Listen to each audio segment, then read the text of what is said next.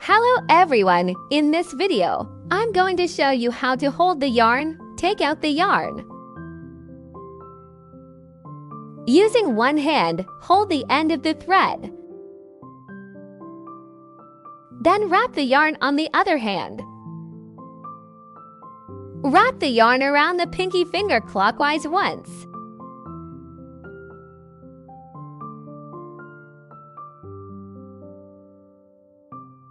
Wrap the yarn half a turn counterclockwise along the index finger.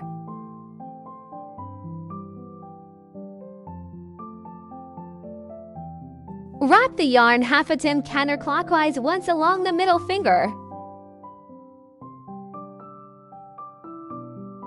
At last, press your thumb to hold the intersecting part of the yarn.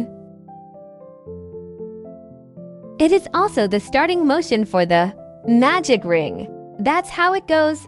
Now, following this action, we can create a magic ring within this loop.